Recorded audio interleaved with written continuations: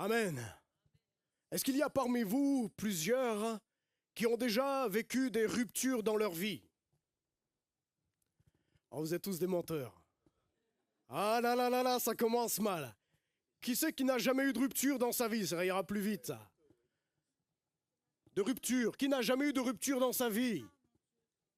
Ah, ça va, je me sens moins seul. Amen. La rupture est quelque chose de difficile, n'est-ce pas? Et quand on vit les ruptures, eh bien, cela amène de la souffrance. Cela amène des difficultés dans les vies. Et je crois que tout au long de la Bible, de la Genèse à l'Apocalypse, nous voyons de nombreuses ruptures qui se sont faites. Et j'aimerais juste préciser que la rupture ne fait pas partie du plan de Dieu. À la base. À la base, dans le plan de Dieu, la rupture n'a jamais été l'objet pour l'humanité. Et pourtant, nous vivons dans un monde où les ruptures sont constantes, régulières, plusieurs fois par jour certainement, et qui amènent beaucoup de souffrance, qui amènent beaucoup de choses, et malheureusement, beaucoup de violence. On pourrait en citer quelques-unes, par exemple la rupture amoureuse, la rupture du couple, la rupture avec nos enfants, rupture avec la famille élargie, rupture avec des amis, rupture avec la société, et on pourrait en rajouter. Et je crois que nous pouvons tous nous identifier dans l'une de celles-ci, ou peut-être une autre, mais nous avons tous été confrontés à un moment donné dans notre vie à des temps de rupture. Et aujourd'hui, notre monde est dans la rupture. Notre monde est bien loin des choses de Dieu. Et le monde a décidé de vivre sans Dieu. Et on en voit les conséquences. Je discutais avec une psychologue Est-ce qu'il y a une psychologue parmi nous? Ou un psychologue? Non, ça va, je peux alors parler.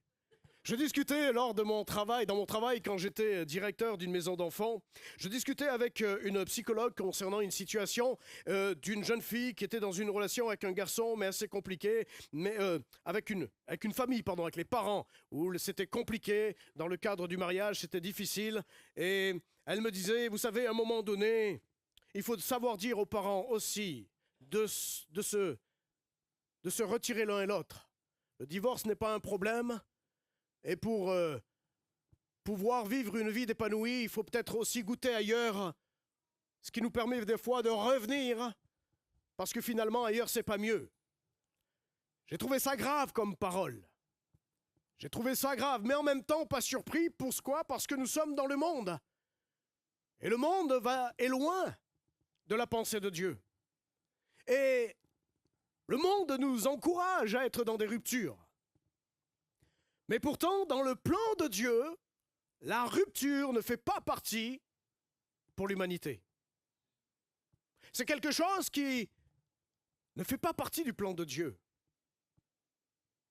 La rupture, c'est quelque chose de douloureux. C'est quelque chose qui vient se casser, quelque chose qui vient se briser, qui vient de rompre. Elle ne reste pas sans conséquence. Il y a quelque chose de brisé, voire irréparable dans les ruptures. Les parents, n'êtes-vous pas parfois dans une rupture avec vos adolescents? Oui, quand même. Et pourtant, vous continuez à les aimer, n'est-ce pas?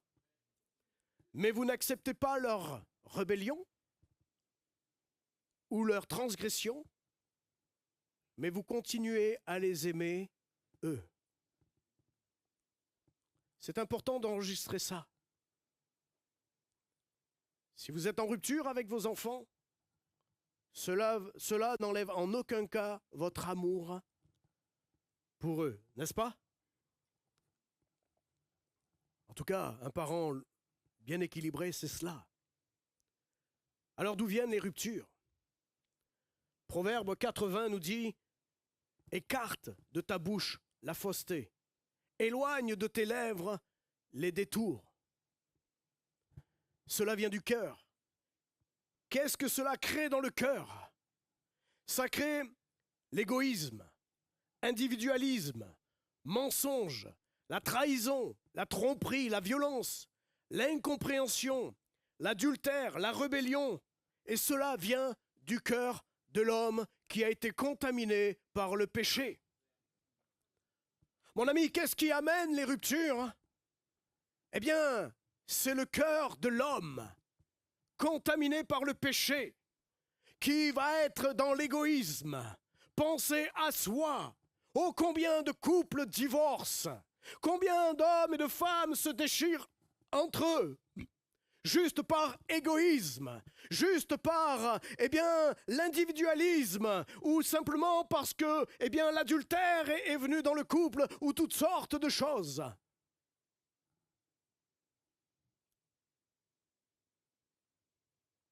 La rupture touche toute l'humanité, quelle que soit l'humanité, hommes, femmes, enfants, jeunes. Alors la question c'est, y a-t-il eu une origine à la rupture?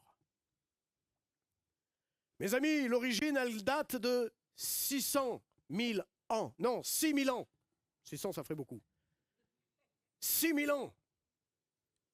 Ça s'est passé dans un lieu merveilleux, magnifique, que Dieu avait créé au départ. Il a créé un jardin magnifique. Il l'appelle le jardin d'Éden, dans lequel tout est bon, tout est parfait. Il n'y a rien de mauvais. Et Dieu va prendre plaisir de créer un être particulier. C'est l'homme. Alors ceux qui descendent du singe, ils ne vont pas s'y retrouver ce matin. Parce que c'est Dieu qui donna la vie à l'homme. Alléluia. Tu n'es pas le fruit du hasard ou d'un bing-bang ou de quoi que ce soit.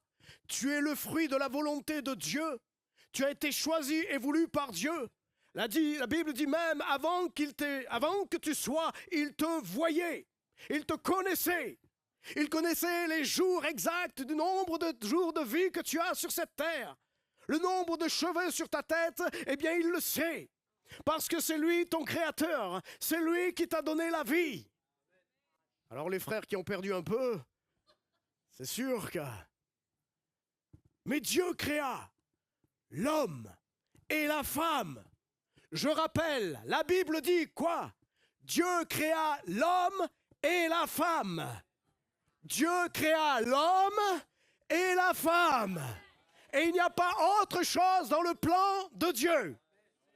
Le reste, c'est du mensonge, c'est de la tromperie. Et c'est le diable qui manipule notre société, notre monde. Mais Dieu a créé l'homme. Et même quand il a fini de le créer, à la fin du 6e jour, il dira « Maintenant, c'est très bon ». Du 1er jour jusqu'au 5e jour, c'était bon. Mais le 6e jour, c'est très bon. Autrement dit, Dieu a achevé la création en créant l'être qu'il a aimé, l'être humain. Mon ami, tu es aimé de Dieu. Tu ne le connais pas, mais je te le dis, tu es aimé de Dieu. Dieu t'aime. Et Dieu a des projets pour ta vie. Dieu veut conduire ta vie. Dieu souhaite que tu lui laisses ta vie. Et tu verras ô combien tu ne seras pas déçu. Alléluia. Alors je vais prendre avec vous des textes dans la Genèse que l'on trouve au chapitre 2 à partir du verset 7. Et je vais découper quelques versets, sinon ça serait trop long. Et voilà ce que nous dit la parole de Dieu. L'Éternel, Dieu, forma l'homme de la poussière de la terre. Il souffla dans ses narines un souffle de vie, et l'homme devint un être vivant. Puis l'Éternel Dieu planta un jardin en Éden du côté de l'Orient, et il mit l'homme qu'il avait formé. L'Éternel Dieu fit pousser du sol des arbres et de toute espèce agréable à voir et bon à manger, et l'arbre de la vie au milieu du jardin, et l'arbre de la connaissance du bien et du mal. Au verset 15, l'Éternel prit l'homme et le plaça dans le jardin d'Éden pour le cultiver, pour le garder. L'Éternel Dieu donna cet ordre à l'homme, tu pourras manger de tous les arbres du jardin, mais tu ne mangeras pas de l'arbre de la connaissance du bien ou du mal, car le jour où tu en mangeras, tu mourras. On va au chapitre 3, dès le premier verset. Chapitre 3, dès le premier verset. Le serpent était le plus rusé de tous les animaux des champs que l'Éternel Dieu avait fait. Et il dit à la femme, Dieu a-t-il réellement dit, vous ne mangerez pas tous les arbres du jardin? La femme répondit au serpent, mangeons du fruit des arbres du jardin. Mais quant au fruit de l'arbre qui est au milieu du jardin, Dieu a dit, vous n'en mangerez point et vous n'y toucherez point, de peur que vous ne mouriez. Alors le serpent dit à la femme, vous ne mourrez point, mais Dieu sait que le jour où vous en mangerez, vos yeux s'ouvriront et que vous serez comme des dieux, connaissant le bien et le mal. La femme vit que l'arbre était bon à manger et agréable à la vue, et qu'il était précieux pour ouvrir l'intelligence. Elle prit de son fruit et en mangea. Elle en donna aussi à son mari qui était auprès d'elle, et ils en mangea. Les yeux de l'un et de l'autre s'ouvrirent, ils connurent qu'ils étaient nus, et ayant conçu des feuilles de figuier, ils s'en firent d'une ceinture. Alors ils entendirent la voix de l'Éternel, Dieu, qui parcourait le jardin vers le soir, et l'homme et sa femme se cachèrent loin de la face de l'Éternel. Dieu au milieu des arbres du jardin, mais l'Éternel Dieu appela l'homme et lui dit, « Où es-tu » Il répondit, « J'ai entendu ta voix dans le jardin et j'ai eu peur parce que je suis nu et je me suis caché. » Et l'Éternel Dieu dit, « Qui t'a appris que tu es nu? Est-ce que tu as mangé de l'arbre que je t'avais défendu de manger ?» Et l'homme répondit, « La femme que tu m'as mise à mes côtés, c'est elle qui m'en a donné. » Alléluia. Et on va aller directement au verset 21.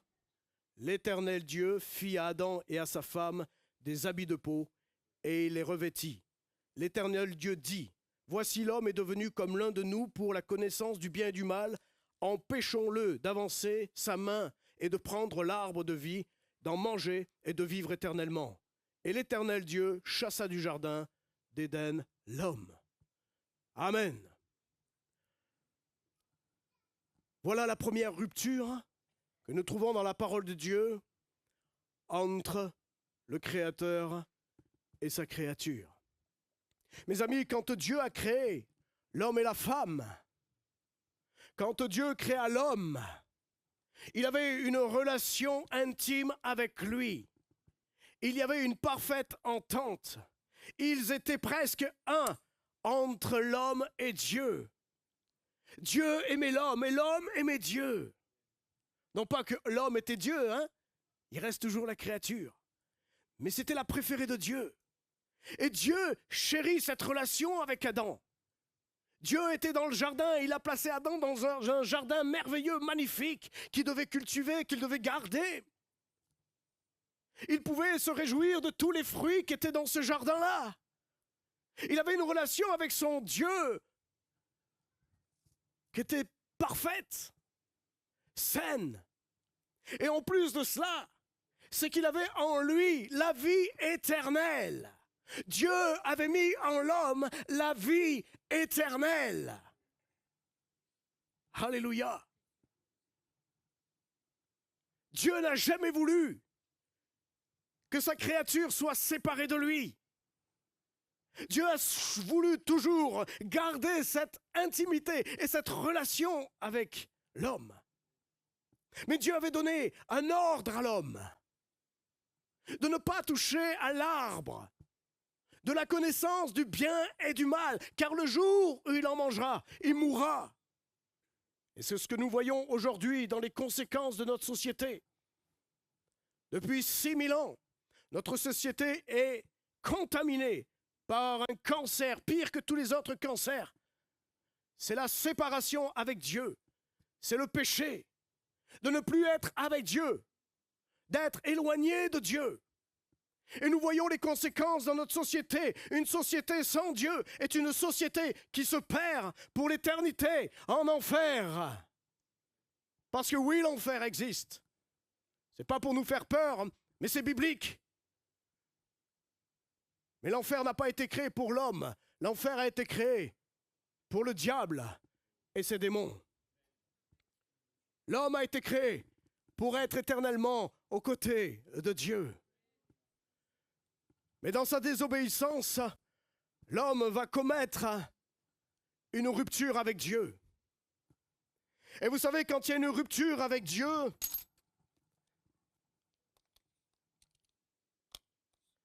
il y a l'incapacité de se rejoindre.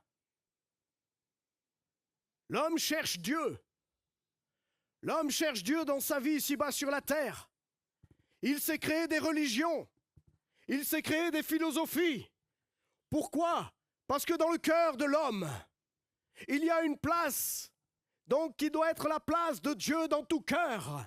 Mais comme l'homme est séparé de Dieu, il ne peut pas y avoir une rencontre. Alors l'homme a commencé à créer et mettre en place des religions, toutes sortes de philosophies, toutes sortes de choses sectaires. Pourquoi? Parce que son cœur a soif d'une relation avec Dieu, mais il est séparé à cause du péché. Et le péché, la Bible dit que le salaire du péché, c'est la mort. Mais il y a un mais. Il y a un mais, mes amis. Si le salaire du péché, c'est la mort, mais le don gratuit est la vie éternelle en Jésus-Christ. Alléluia. Mon ami, cette relation qui était intime, elle est séparée à cause du péché. Vous savez ce chanteur qui dit, j'ai perdu son nom, on ira tous au paradis. Paul Naref. Quelle erreur!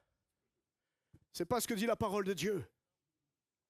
La parole de Dieu dit que l'homme est séparé avec Dieu et il n'y a pas de moyen de se réconcilier. En tout cas, pas un moyen humain. Pas un moyen que nous pouvons trouver ici-bas sur la terre. On a même créé la religion du christianisme, mais qui n'amène pas juste au Christ.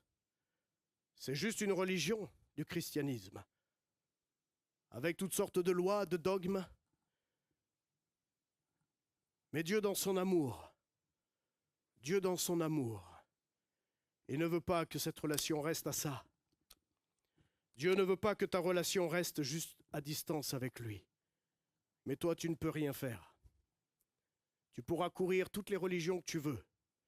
Tu pourras aller chercher toutes les philosophies que tu veux. Tu pourras faire le tour du monde et essayer de trouver du sens à ta vie. Si Jésus-Christ ne devient pas ton Seigneur et ton Sauveur, tu resteras dans un parallèle avec Dieu et jusqu'au bout. Mais dans le plan de la rédemption de Dieu, avant même que l'homme chute, Dieu savait toutes choses. Dieu savait que l'homme allait chuter. Alors il s'est concerté. Oui, Dieu s'est concerté dans sa Trinité, Père, Fils et Saint-Esprit, pour manifester ce don merveilleux de la rédemption, afin de pouvoir permettre qu'il y ait une réconciliation entre l'homme et son Créateur. Et c'est ce que Dieu veut faire dans vos cœurs ce matin pour vous qui êtes sans la connaissance de Christ, sans avoir cette intimité avec Dieu, qui vous apporte la paix, qui vous apporte la joie, mais surtout, qui vous confirme par son esprit dans votre cœur que votre nom est inscrit dans le livre de vie et que le salut est pour vous. Mes amis, si tu meurs aujourd'hui, es-tu prêt? Si aujourd'hui ton souffle de vie devait se retirer maintenant, est-ce que tu serais prêt? C'est une vraie question. Je dirais même, c'est la plus grosse importance des questions de la vie de l'homme. On prépare mieux nos vacances d'été que nos vacances de l'éternité. On prépare mieux. On passe notre temps, des heures et des heures, à essayer pour 15 jours d'été en vacances, à avoir le top du top, pour décompresser. Ça fait du bien et on n'est pas contre cela. Je suis parti une semaine et ça fait du bien. Mais la vraie question, où vas-tu passer ton éternité? Ça, c'est la question. L'éternité, ce n'est pas 15 jours, un mois. L'éternité, c'est l'éternité. Il n'y a pas de fin. Et Dieu dans son amour, Dieu dans sa grâce, La Bible nous dit dans Jean 3,16. Qu'est-ce qu'il nous dit dans Jean 3,16? Car Dieu a tant aimé le monde qu'il a donné son Fils unique, afin que quiconque croit en lui ne périsse point, mais qu'il ait la vie éternelle. Car Dieu a tant aimé. Mets-y ton prénom.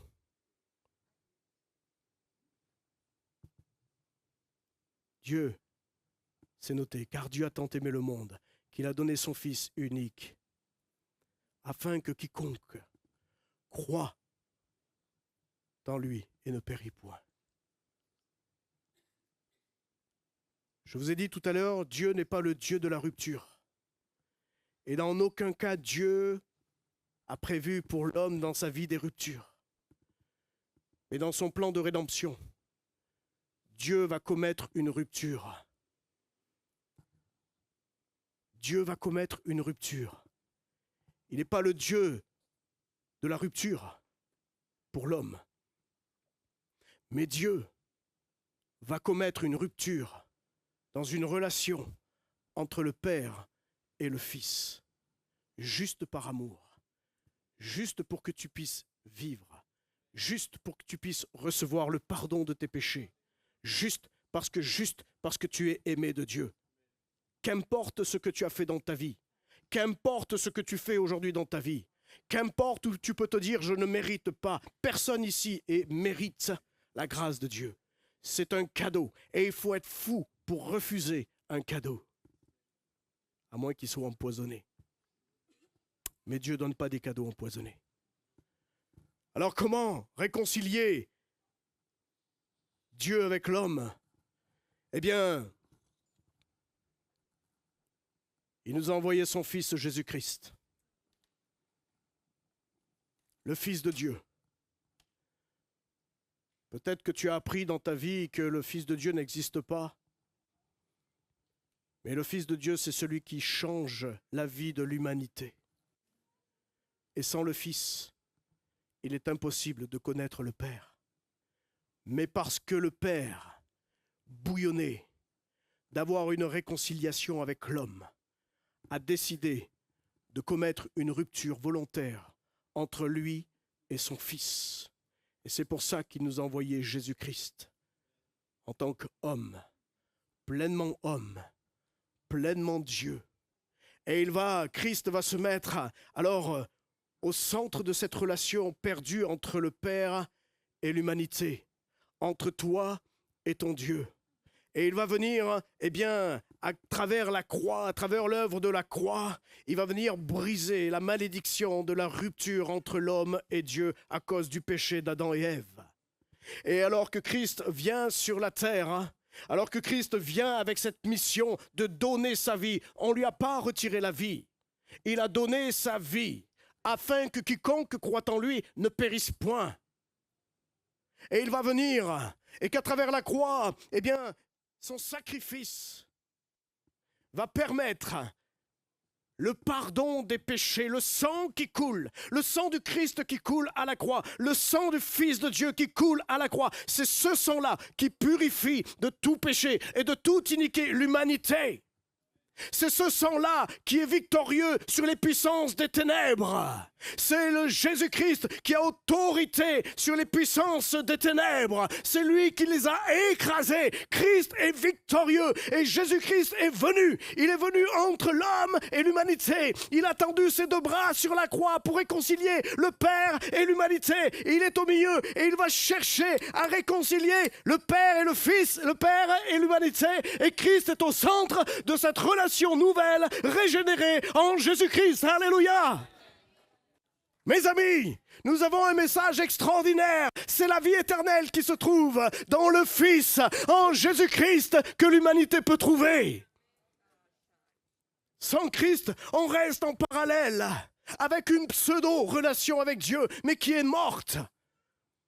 Mais c'est Christ qui vient rétablir cette relation avec l'homme. Alléluia! Romains 5, versets 8 à 11 nous dit « Mais Dieu prouve en son amour envers nous, en ce que lorsque nous étions encore des pécheurs, Christ est mort pour nous. À plus forte raison donc, maintenant que nous sommes justifiés par son sang, serons-nous sauvés par lui de la colère. Car si lorsque nous étions ennemis, nous avons été réconciliés avec Dieu par la mort de son Fils, à plus forte raison étant réconciliés, serons-nous sauvés par sa vie. Et non seulement cela, mais encore nous glorifions en Dieu par notre Seigneur Jésus-Christ, par qui maintenant nous avons obtenu la réconciliation. Mais vous savez ce qui s'est passé à la croix? Christ n'est pas juste mort pour quelconque fait qu'il aurait fait. Christ est mort juste pour sauver l'humanité. Alors que Christ était sur le bois pendu, le ciel se recouvrit de ténèbres. La puissance des ténèbres vient obscurcir toute la surface de la terre. Il y a la puissance des ténèbres qui se manifeste. C'est comme un tourbillon au-dessus de la tête de Christ qui tourne et qui prend de la vitesse, qui prend de la puissance. Et vous savez ce que c'est ce tourbillon qui tourne et la puissance? C'est un tourbillon qui arrache de ton être le péché, qui arrache tes maladies, qui arrache tes infirmités, qui arrache tes iniquités.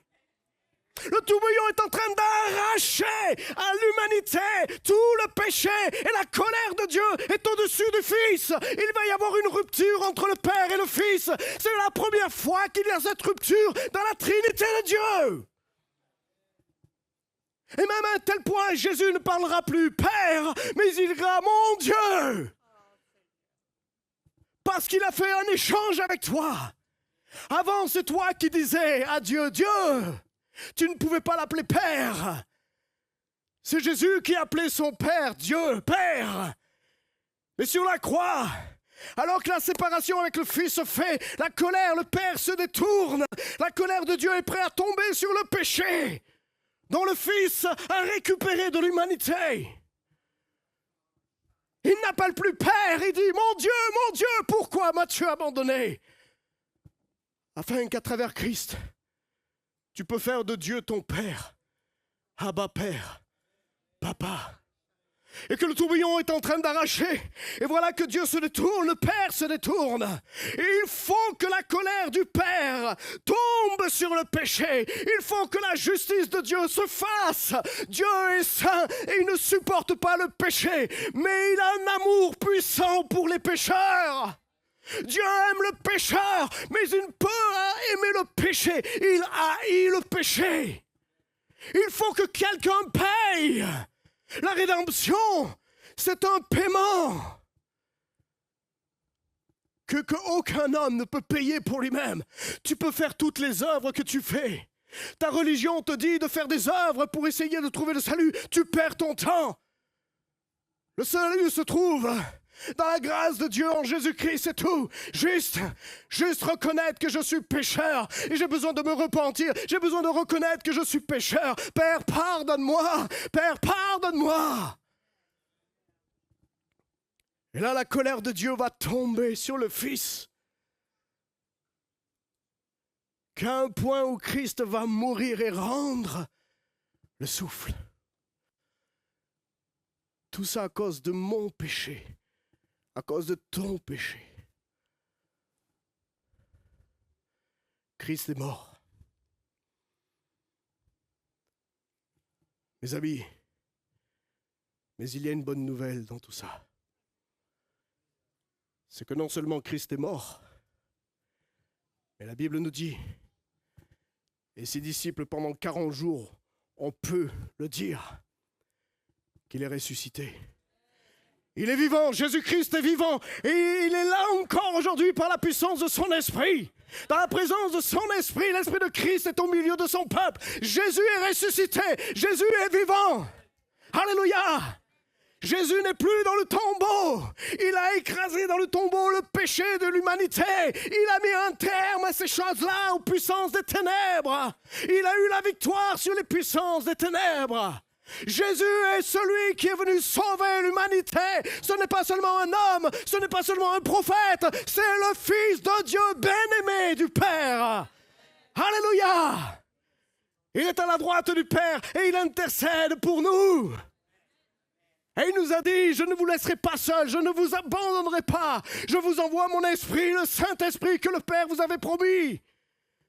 Et c'est le Saint-Esprit aujourd'hui qui convainc le péché, la justice et le jugement dans nos vies. C'est lui qui m'a convaincu que j'étais un pécheur et que j'avais besoin de la grâce de Dieu. J'avais besoin de lui dans ma vie, sinon j'étais perdu. Tu peux réussir dans ta vie professionnelle. Tu peux réussir même dans tes relations amicales. Tu peux avoir beaucoup d'argent. Tu peux avoir une vie où tout va bien, mais mon ami, il y a une échéance à ta vie. Il y a une échéance à ta vie. Il y a une date d'échéance à ta vie. Pose-toi la question, où vas-tu quand tu seras mort?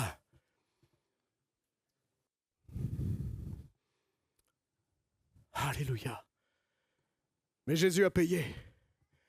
Jésus a porté. Jésus s'est offert. Et Jésus est à la porte de ton cœur ce matin. Mais il n'y a pas de poignée à sa porte à lui, de son côté. La poignée, elle se trouve de ton côté.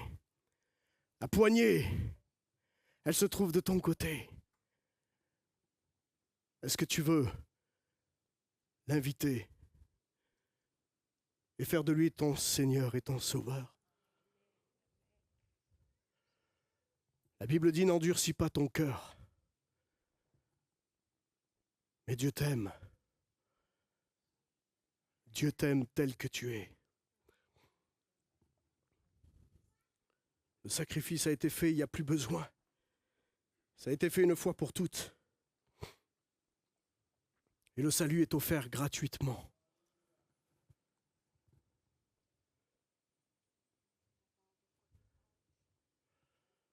Le Seigneur veut juste que tu puisses retrouver une relation avec ton Créateur. Parce que Dieu t'aime.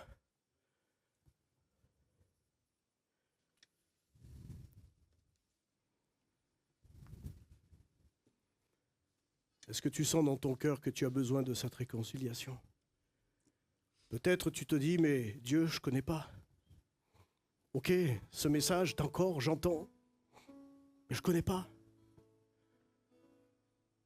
Et c'est pour ça que Dieu veut te faire connaître. La question qui se pose aujourd'hui, est-ce que tu veux le salut? Est-ce que tu veux la vie? C'est juste oui, non. C'est quelque chose qui nous appartient individuellement. On n'est pas sauvé parce que je viens d'une famille chrétienne. On n'est pas sauvé parce que j'ai fait du catéchisme. On n'est pas sauvé parce que j'ai été baptisé quand j'étais bébé. Ce sont des choses que l'homme a inventées. On est sauvé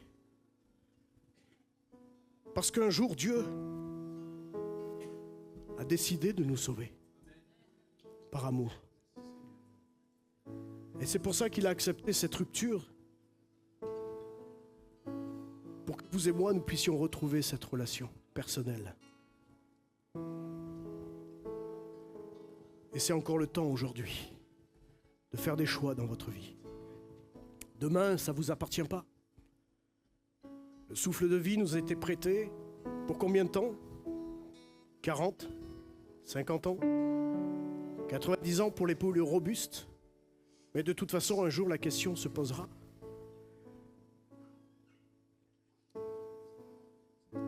Peut-être que c'est aujourd'hui que Dieu avait ce rendez-vous avec toi. Et il toque à la porte de ton cœur. Veux-tu accepter? Veux-tu l'inviter dans ta vie?